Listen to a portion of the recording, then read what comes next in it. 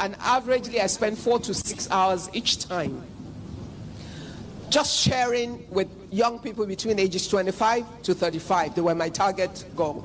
We talked about life and we talked about everything. And one session I said to them was simply about investments. And I said, we spent 6 hours on the day of the investment.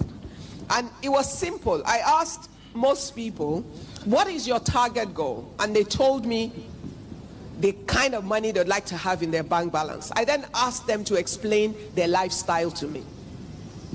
And in the midst of their lifestyle, I found them the money. Because it was easy to show them that they were already richer than they aspired to be. But they didn't have that kind of money or that kind of balance, because within their lifestyle, they were consuming their future wealth. And you see, when Yoruba people say that, that 20 children cannot play together for 20 years, what they really mean is at the stage of childhood, you're literally all the same. Secondary school, your peers, whatever advantage you have over the next person is not because of you. Maybe your father has, your mother has. That's not yours. That's somebody else's wealth. Because your father could die without giving you a dime. Or he could die and you find out that he was living on borrowed money. Or maybe you go and marry and you think your husband has money. Then soon enough you find out that he doesn't have what he seems to have. What is really important is, what do you have control of? What is the cash flow that you can definitely say that this one, I am sure of it because of this? And within that cash flow, what part of it are you able to hold in a disciplined manner that allows you to make that money work for you? I always share this theory of sand and a block. How many people know it? A few that have taught over time. Your sand is the money you're gathering a little at a time. If it doesn't amount to much, it's sand. It means when the wind comes, it will scatter. If there's a flood, it will just totally disappear. But if you are consistent and you're disciplined, like the 3 women that were rewarded today, and over time you don't lose sight of your goal, and you stay with it long enough to have enough sand to mold a block, what you would have will no longer be sand. It will become a block. And the difference between a block and a sand is what?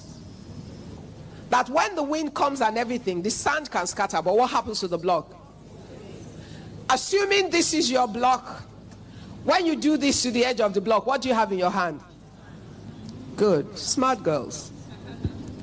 Until you have molded the block that will generate the sand, you don't consume your sand.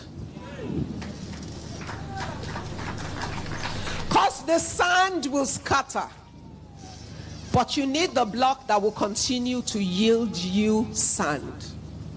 And the only way you do that is that you're disciplined, you're determined, you're dedicated to your goal.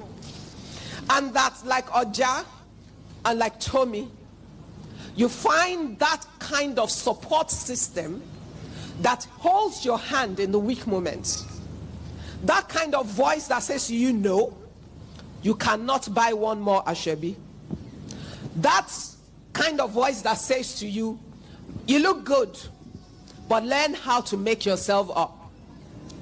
That kind of voice that says to you, we're going to the mall just to have a social visit, but you're buying nothing because you don't need anything. That kind of voice that says to you, her jewelry pieces are beautiful, but you haven't worn all the ones in your vault or in your wardrobe, and you're not buying one more.